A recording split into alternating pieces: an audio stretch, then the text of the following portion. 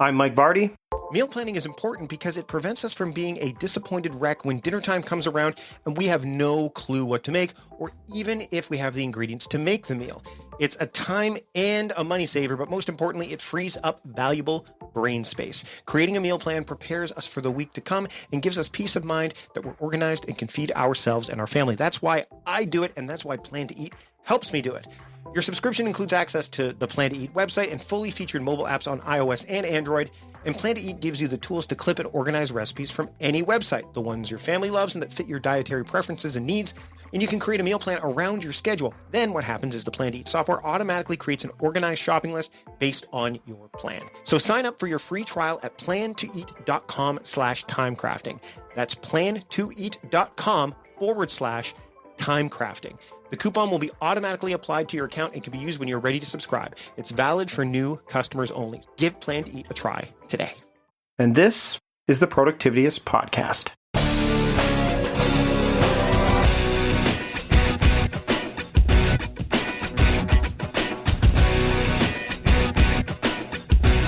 Whether you're creative or not, you need to have focus. And this week on the Productivityist Podcast, I am featuring a return guest, Shawn Blanc. He is the man behind ShawnBlanc.net. And as we are getting ready to present this, he is putting forth a summit called the Creative Focus Online Summit, of which I am part of. And we dive into things like time, clarity, overwhelm, a whole bunch of other things in this episode. And I'm really excited to bring it to you now. So without further ado, here's my discussion with Shawn Blanc on the Productivityist Podcast. It's always a pleasure to chat with you, Shawn. Thanks for joining me today. Thanks, Mike. I love being here. So I want to talk to you today about a few things, but one of the first things I want to talk about is something that I often do when I'm doing a podcast episode. And it's actually, I wouldn't say often, but it happens. And it's when I start talking about tools with guests, it means that I've run out of things to ask the guest about.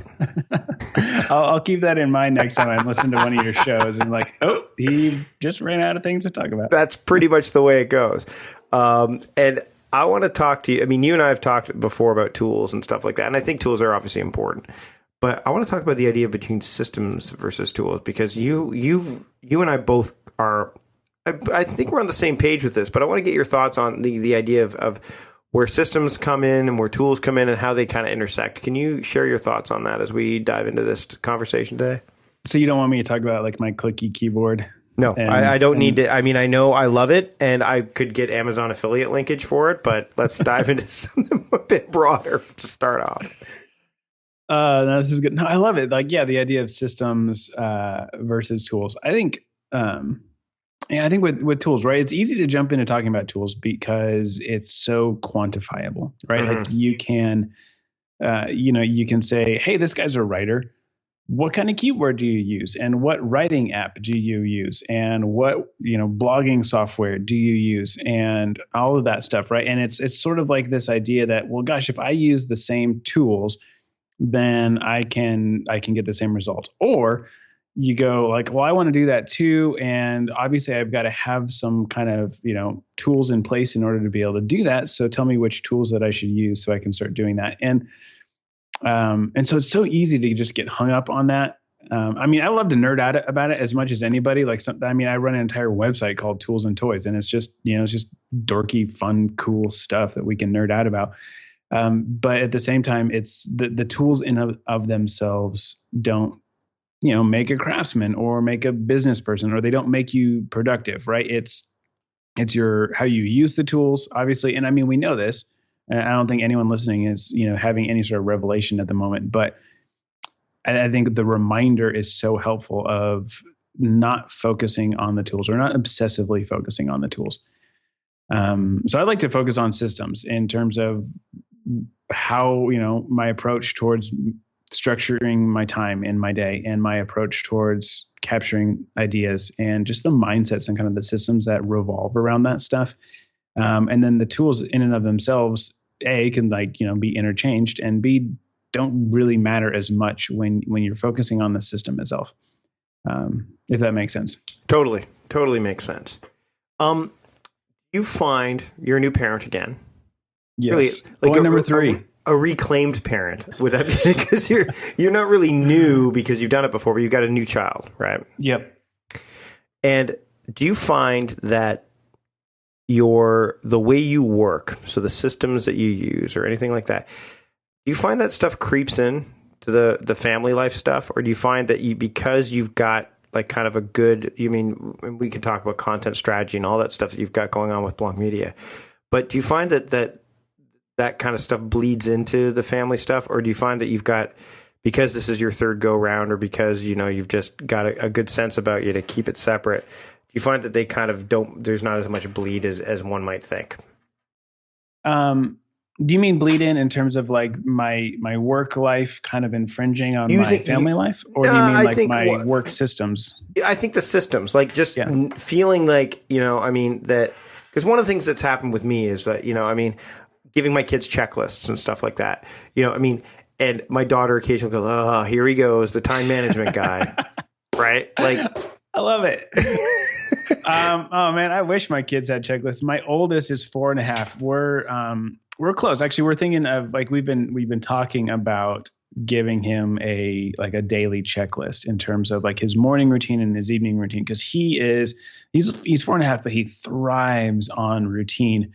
And so we're like, man, wouldn't it be cool? Like, what if we had some stickers and a little chart and he could, follow along? So yes, we do want to implement that stuff, but we're not there yet. But to answer your question, a lot of my systems that I use for work, like the core systems themselves, don't really bleed into my family life. But I know that a lot of my mindsets and like my approach towards moving my business forward are also things, that I use everywhere. So I think probably the core foundational thing for me is this idea of like personal integrity and or like helping your future self. I think a lot of people, that's a term that's kind of becoming more common lately. And I've got this thing called the Focus Course, and actually when it's this whole system or whatever, it's like a tool. But the very first day, like I feel like this is so core, this idea of helping your future self. It's like the very first thing we do on the very first day of the course. And I have everybody set out their clothes that they're going to wear tomorrow, like the outfit for tomorrow. So it's like tonight before you go to bed, pick out what you're going to wear tomorrow. And then tomorrow when you get up, like wear that. And I feel like this is I feel like it's monumental on so many levels, and primarily like the level of the personal integrity, that you made a commitment to yourself and then you followed through with it. And I mean, as we're coming up on the new year of 2017, January is going to see a lot of people buying gym memberships, a lot of people signing up for dieting plans, a lot of people making adjustments to their financial budget, whatever, right? Like we see the new year and it's like this blank slate, and it's like, man, I can do anything I want. I can be whomever I want. And we say, I'm going to be this. And, health wise, relationships wise, financially wise, work wise, we set all these big goals and we start them all on January 1st. And it's like within a week, we're not following through with them. And I think there's a few issues to that. One of them is it's too much change too fast. You can't start that fast. You got to start slower. But two, a lot of us, we just don't have this history of taking ourselves seriously. And that's kind of what I mean by personal integrity is we make a goal, we make a commitment, and it's like we change our mind later and we decide not to follow through with it. And that doesn't mean that you can never change your mind, but it means like when you set a commitment for yourself, you should follow through with that and trust your gut and trust your instincts to see it through to the end. And so that's kind of why, set out your clothes for tomorrow. You set out the outfit, you get up in the morning, you put it on, and it's like, hey, that's a win. I mean, it's super dorky, right? It's just kind of, it's silly, but it's a win. You know what? You made a decision about what you were going to wear tomorrow, and then you followed through with it. And that is it's a small step in the right direction of establishing that personal integrity. And so that's a huge one. And then this other one of like helping your future self of, like I made a decision tonight, tomorrow in the morning, like I'm going to be tired. My kids are going to be waking up. They're going to be going crazy because they like to run around in their underwear. I got to get my oldest out to preschool, like all these things that are going to be happening in the morning is just going to be crazy time. It's like tonight, I mean, I've gone to bed. I'm not, I don't care what I'm going to wear tomorrow. Like give me some clean underwear and a clean shirt. I'm good to go. And it's like, I can pick that out tonight without hardly any emotional involvement, any big commitment, whatever.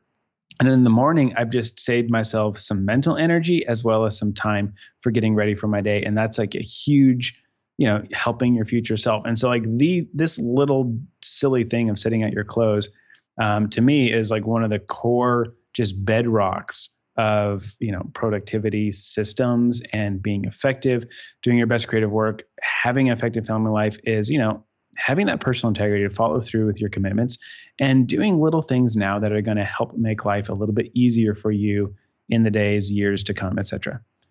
One of the things I've noted on your blog is the core values that Blanc Media has, and integrity is right at the top, practicing integrity.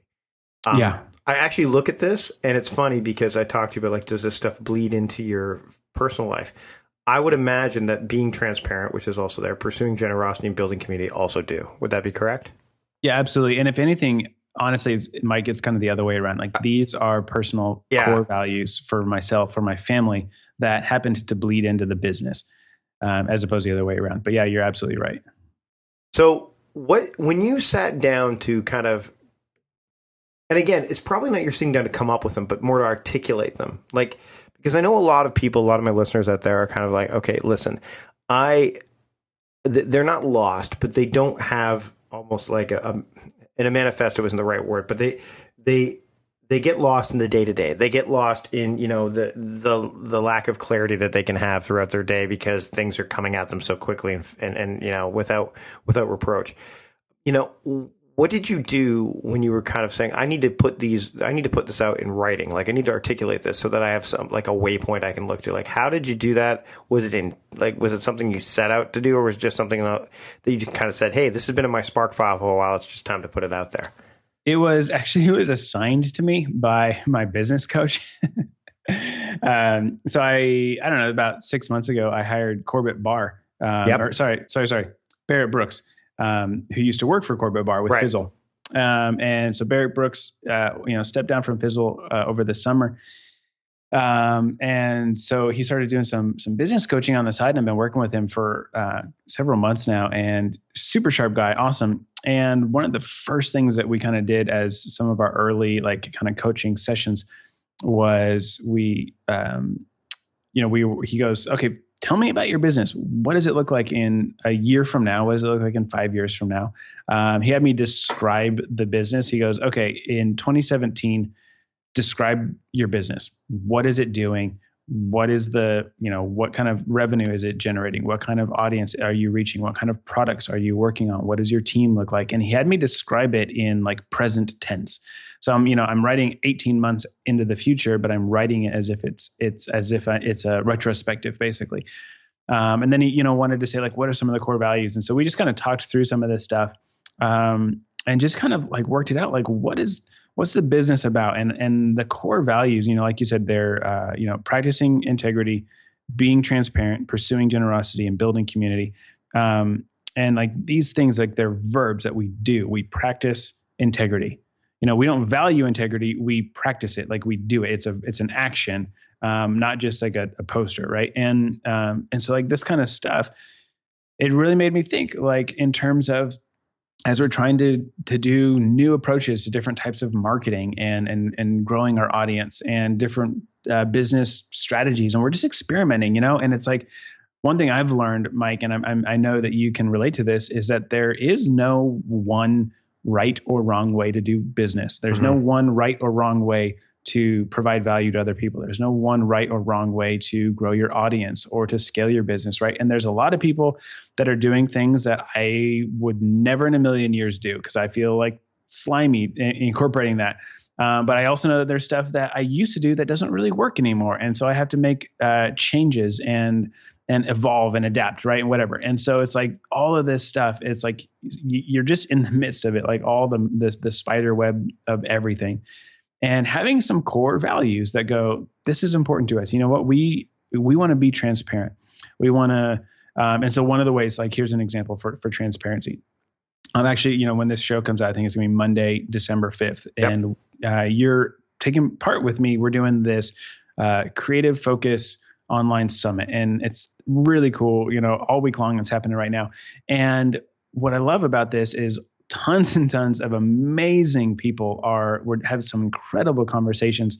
I've had the opportunity to have these conversations with these people in a very Q&A kind of style format. And I'm walking away personally from each conversation. I've got like notes and some action items that I'm implementing.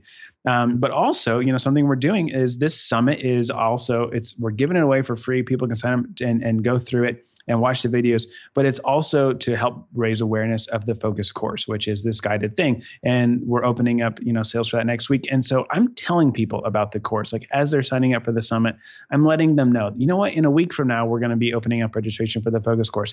And I know that act of like telling people a little bit of what your end game is, a lot of people say, oh, don't do that. You shouldn't be too transparent up front. You shouldn't give away too much up front because, it might sway some people away. They might not be interested, whatever. Like you got to keep them on the carrot or whatever. And for us, one of our core values is transparency. And we like to share numbers, like I have this whole article where I unpacked about our, when the focus course first came out in the summer of 2015, and it made $117,000 in the first week. And I decided, you know what, I'm going to share that information. I'm going to share everything I did about leading up to that launch and what we did, the emails that we sent, the marketing that we did, the people that we connected with, the revenue numbers, all of it, because I think that it would be helpful to other people. And because you know what, that's one of our values. We want to value transparency because, for me, I have gained so much from other people that have chosen to be transparent with their business, with their numbers, with the things that they're working on, with their challenges, all of that stuff. When people are just honest and real, I feel like that's when I get the most amount of actionable, helpful advice that I can use this and this will impact me. And so I decided, you know what? Some people might think it's weird. Some people might think it's not a best practice, but I've been so impacted by this and those are the kind of people that I want to serve, the other ones that will not think it's weird, but that they'll be impacted by it. So all that to say, having these core values, it helps you with all the weeds that you're trying to, work through and hustle with in terms of making changes, doing stuff, et cetera, with the business. So it's very rare that I give homework on a podcast, but it makes a lot of sense. So yeah, we're coming up to the end of the year. There's two things that you can do, and we're going to dive a little bit more into some of the other stuff we want to talk about here in a second. But two things you can do. Number one is come up with your core values. I mean, we've talked about the 3 words that I put together for the Now Year method. Take those and expand upon them. I think that's a place you could start if you want to. Number 2 is sign up for it's starting today. Join us on that, the Creative Focus Online Summit. Make sure that you're part of that because there's a lot of great people there. We've got Jocelyn. How do you pronounce Jocelyn's last name? Is it Glee or Gly? I can never remember. Glee? Yeah, Jocelyn Gly. Gly, okay. Josh Kaufman, who we both know of, Todd Henry, fellow Bengals fan and former guest on the show. There's others, Paul Jarvis, local guy, Chris Bowler, another Canadian, Stephen Hackett, who I remember having the pleasure to meet at Macworld many years ago. Aaron Mankey, friend of ours. And there's Sean McCabe, Mike Hurley. You've got a lot here. So there's tons. And you guys are going to, the focus, no pun intended, but you've got 4 kind of areas of focus. And one of the things that kind of, as we dive into this, was the idea of traction. And you talked to me as we started off about getting those clothes out for the next day to build momentum. Mm-hmm. When it comes to traction, how do you make sure that something you work on, gains the traction that it needs or that it doesn't lose traction? And then when it does, how do you recover? No, that's huge. I think, there's a gajillion things, and maybe I'll use the example of the summit. So we decided this summer that we were going to put this thing on, and that's a huge thing, right? It's just the decision, the in and of itself, that initial choice of just the decisiveness. And so deciding, okay, here is a goal that we're going to begin to move forward in and reach towards that. And the huge one after that is actually just beginning to take action on it, right? And what can you do on a day-to-day basis that's going to keep moving the needle forward? And I think a lot of stuff gets hung up right in those early stages. You get an idea, you're pumped, you're amped, right? It's like this new idea, like light bulbs are like exploding, and you're just firing on all cylinders, and you just rock and roll for like 45 minutes.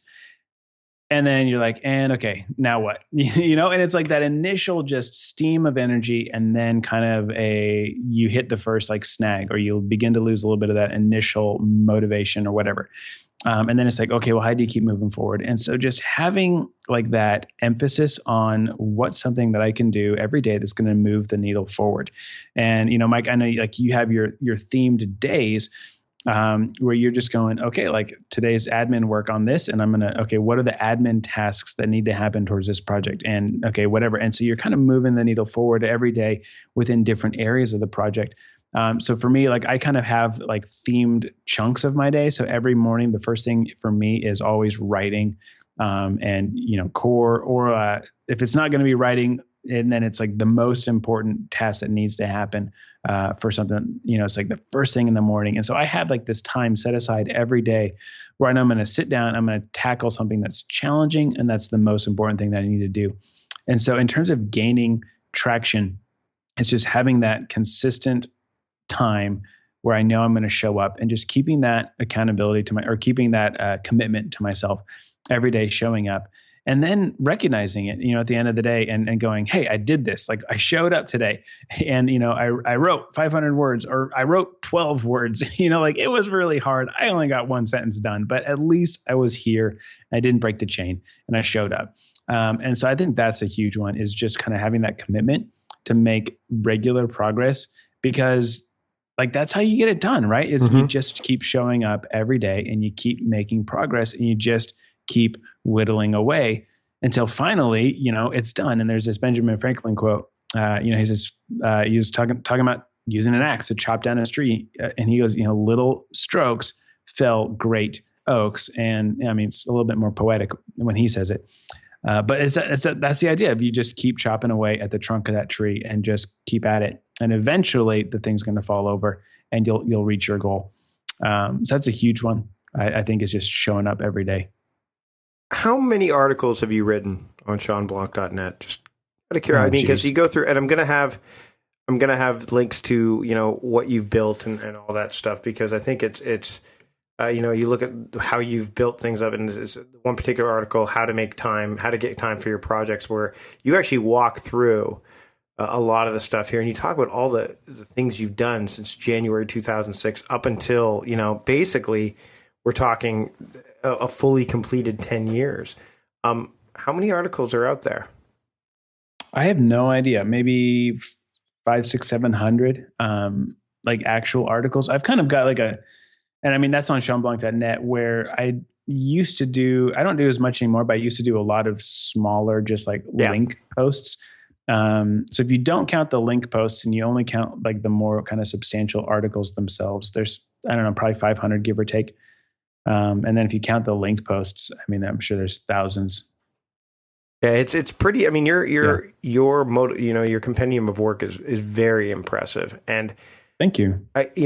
One of the things that you've also got another article here that I definitely want to touch on, because you and I are in the same boat with this. We actually talked about this during some of the stuff we talked about during the summit, is the idea of your article, learning not to think about it. The idea of it's hard to let go of the ideas that you're always having, because they're there. How do you make sure that it's not always at top of mind? So how do you get to the point where, I mean, I know it's a challenge, but where you can have an idea, or have we're not talking just small ideas, we're talking massive ones, and then put yourself in a position where you're not thinking about it, but it's still not gone, and you'll be able to quickly visit it or revisit it when the time arises. Oh my gosh, this is so hard, right? Because I think, especially for those who, we're in a position where we think for a living, and whether that be design, illustration, creative work, development stuff, coaching people, managing people, whatever, it's like you are thinking and solving problems for a living.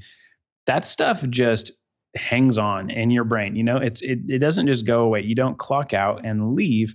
And even when you do, you so often you take work with you. I know I do this. And so for me, like learning not to think about it was trying to give myself permission to let the unanswered work, the unfinished work, stay in the office or stay at work and not take up primary residence right at the forefront of my brain, so that when I'm done with work, either for the day or for the week, I don't take that stuff and that preoccupation with me when I then am go to be with my friends or go to be with my family or go to do something that's other than work. There's lots of other stuff, it's a big, work's a big thing, but it's not the only thing. And I don't want to take it with me everywhere I go. And so this thing that I do every day is at the end of my day, I write down my single most important task for tomorrow. Right, like your MIT or your SMIT or whatever you want to call it. And I say, okay, this is it. This is number one for tomorrow. And so we're recording this right now. It's Monday. So at the end of the day for me today, I'm going to write down Tuesday's most important task. And because I've got a bunch of stuff this week that's important for me, and I've already done a lot of it today. And so tomorrow it's like, I'm going to sit here. I'm going to go, okay, objectively, I've got one day under my belt today so far for the week. What's the most important thing I need to do tomorrow? That if I can get that done, then tomorrow is a win. And I write that down, and I write, I put it on a notebook, leave my notebook out, and I put it right in front of my computer on my desk. And then I set my glasses down and I close everything down and I leave. And now I have that item, it's logged, right? Or it's ready, or whatever. And it's been decided and I know what has to happen tomorrow. And so I kind of just tied up some of those loose ends a little bit, enough so that I can come back tomorrow and pick up using the notes that I left myself, not having to keep it in my brain and store it there and keep it fresh so that I don't forget it tomorrow. It's right here waiting for me. And then what else is so great about that is then I come in the morning, and when it's time to work, I already know the very first thing I'm going to do. So I don't open up email. I don't look at anything. And I just look at my notebook. Okay, what was the first thing I said I was going to do? I was going to write this article, or I was going to edit this, or I was going to work on this, or I was going to, whatever it is. And I do that first. And then I don't do anything else. And then it's once I've done that, it's boom. I've done the most important thing that I need to do for the day. I can consider the day a win. So anything else just derails me from here on out. That's okay. Hopefully it won't, but I at least got the most important thing done. And then having it written down for me really helps with not having to think about it during the off time. Awesome. Hey, I want to shift gears here for a second before we wrap up. I want to talk about reading because you and I don't know if you do the same thing I've done, but the past couple of years I've done the Goodreads reading challenge. And that's just something, if anything, that's acted as a trigger for me to be able to read over 50 books this year. I beat my challenge. And I actually did. I'm not counting Blinkist links or any of that stuff. It's actually physically reading or listening to a book. You're a big reader, and you've got an article, which is, I could have written the title at the very least. I think we all could have, right? I buy more books than I read. And what has, first off, what has reading done for you over the past, obviously you've been reading for longer than, the last 10 years as you've taken on this online journey, but what has it done for you either in recent memory or over the past 10 years that you really not maybe aren't surprised by, but it's you're grateful for? I think for me, I was never actually, it wasn't until the last couple of years that I've turned into more of an avid reader. I used to hate reading. I didn't read for, I never read fiction pretty much ever.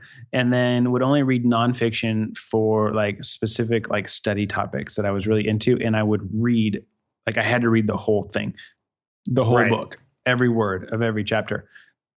And kind of the story behind this is, so I guess, 2 years ago, so it's the end of 2014. I've just written a book on productivity, basically. It's called The Power of Focused Life. And I wrote the book, and it was everything that I knew and that was important to me that I wanted to teach related to goal setting and focus and diligence and vision and values and work-life balance and all this stuff. And I wrote it all down, and it's like 17,000 words right around in there. And I go, okay, this is good. This is everything that Shawn knows. But what about all these other people that I know a lot of this stuff as well? And so I was like, I need to do some research and fill in all the gaps, fill in all the holes, add some additional research. So I just jumped on Amazon and I just bought like 50 plus of the top productivity books, leadership books, life coach type books, just all of this stuff. And I mean, some of it's like Zig Ziglar's old stuff, it's Tony Robbins' old stuff, notes from a friend, like some of these old books, and then some of like the newest ones, a lot of the Stephen Covey classics, like just the whole gamut, all this stuff. And I'm going through and I just start reading these books, and I'm just like consuming myself with all this information, and I'm reading them. And I kind of was like, if I want to get through this stuff, I can't just sit here and meticulously read each one word for word. I need a different approach. And so I started just, kind of reading like the first chapter to get like an idea of the book, reading the last chapter to kind of see where they concluded with things. I would go through and I would just skip certain chapters altogether or skim them. Other chapters, I would just read the whole thing, and just was able to go, you know what? Like, I don't have to necessarily read this book from the front page to the last page in that order in order to get anything of value out of it. And it's like, I can probably get 80% of the value in 20% of the time if I skim the book, if I look for the nuggets, if I know what I'm looking for, what information is in here, and then find that and digest that and then go deep on that idea or whatever. And it's like, gosh, if you can just get like one good solid idea, one good takeaway from a book, it's like, man, you win. I mean, what a bargain, right? And so that kind of just changed my whole paradigm for books. And I've kind of been reading books like that ever since. I don't read 50 books every 3 months anymore. But I still definitely, like, when I see a book on Amazon that looks interesting to me, someone recommends it to me, if it's like it's in the air, everyone's talking about it, I just buy it because I'm far more likely to go through it once it's on my bookshelf. And I don't want to have to think about it later and like whatever. And so I buy books. And so usually I got 1 or 2 books showing up at least every week, 1 or 2 a week, if not more. But I only go through about 2 to 3 books a month. So I'm, definitely falling behind, and that's okay. Because sometimes, like the last couple of weeks, I haven't bought any books. So, maybe I'm catching up a little bit. But it's great, just going through this stuff. I love it. So that's kind of my approach, is just going, how can I get an idea? How can I glean something from a book? And then feel guilt-free to move on to the next one. What one book that you can think of has really impacted you in the last year that you've read? Gosh, the one book that has really, there's so many. I'm going to go the one, I don't know. I know there's a lot. I feel the same. Like, I could look at my list and say, Give and Take by Adam. Like, there's so many of them that are out there. Probably the one that's most impacted me recently, and is going to probably have some of the biggest impact on what I do in 2017 with my business, is a book called The 10X Rule. Oh, Grant Cardone. Yes. And the whole book, I mean, it's like, if you read it, it's a little bit abrasive at first, and you got to just, like my friend Shawn McCabe likes to say, he says, you got to be a gold miner. And so some of the book, you begin to read it and it feels abrasive because it sounds like he's telling you that you are a lazy wimp. And you just get past that. And I'm not a lazy wimp. Well, maybe I am, but we'll see. But just read it and you begin to go through, and actually, like, his whole point is, he goes, a lot of people, we set goals. You need to set bigger goals. And I think we hear that a lot is you got to set higher goals. And it's like, okay, yeah, I can do that. I can set a higher goal. Your goal is to make $1,000 from your next product launch. Well, what if your goal was to make 10,000 from your product launch? Or what if your goal was, so whatever, it's 10Xing your goal. And he goes, but that's easy to do. People, okay, sure, I can 10X my goal. But then he says, here's what no one else does, is they don't 10X their action. You don't take massive action to accomplish your goals. And he's like, you can't do massive goals with average action. It just isn't going to happen. You have to have massive goal plus massive action and saying, okay, what is your goal? What's your big, exciting, wildly important goal? What can you do that's just, always going to keep pushing forward? And he talks a lot about just taking 100% ownership for the things that are important to you, for all your spheres of life, all the areas that you're responsible for. You take ownership of it. You keep the ball in your court and you keep moving things forward.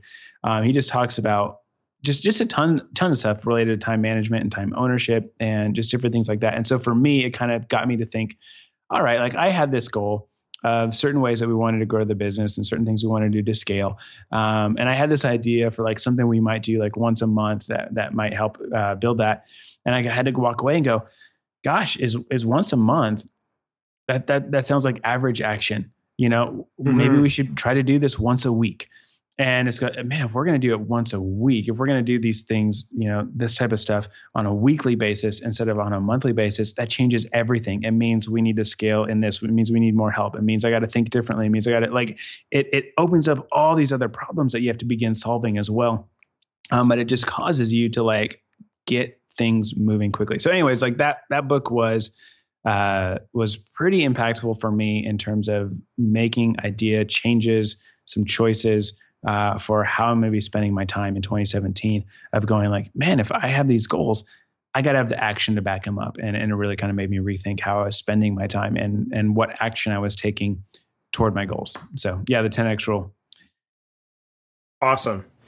So where can people go to start doing that kind of stuff with you this coming this week, actually, because as we get close to the end, the Creative Focus Online Summit seems to be a place where they can start doing that kind of stuff, taking that massive action and kind of paving the way for a better, months and years beyond. So why don't we talk a little bit about that before we wrap up?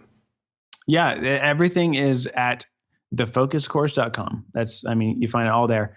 So yeah, like you mentioned, we got this summit that's literally happening right now as this podcast is going live. So it's December 5 through 9 is the summit. And then we've got the focus course itself, which is we're taking all the ideas, of the summit in terms of, finding clarity about what's important to you, getting traction, on your goals, on your projects, traction in areas of life that matter to you. We talk about how to deal with overwhelm, how to manage that, how to get ownership of your time. All of this stuff, it's in the focus course, and the focus course is really cool. Mike, if you'll permit me. Yep.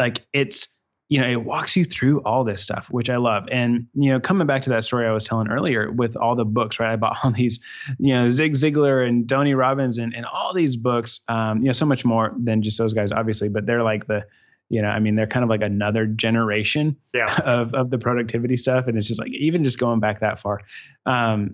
So anyways, all I had to say, I'm reading through the books, right? And they're full of really great ideas and just cool information and takeaways. And I'm just loving it, but I wasn't doing anything with it. And it just dawned on me that here I am reading these books. And if I'm not applying the ideas from these books, who is going to read my stuff and apply it? And so it just kind of made me think, what could I do that would have a better impact on people's lives than a book? And I realized man, if I do this online course, then I can turn everything around. And instead of it being ideas and principles, and then at the end of the chapter, it's here's your action items for this chapter, do this and then do this. And, you get to that and you're oh, that's sweet. And you just turn the page and you go to the next chapter and you keep reading.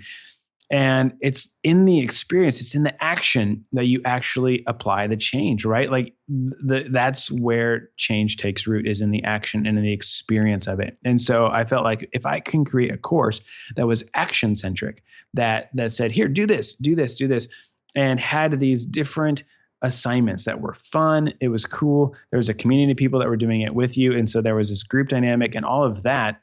And then all the ideas, all the principles, all the theories, all of the supporting evidence, all the science behind it was then underneath. And so it was here's the action item. And if you want, boom, here's everything you need to know about why this is helpful, how this can apply to other areas of your life, how you can teach this, how you can take this and run with it, etc.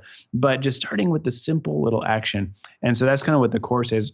So we take all this stuff from the summit, all the conversations that we're having that are around these themes, and all of it is just a core foundation of the focus course.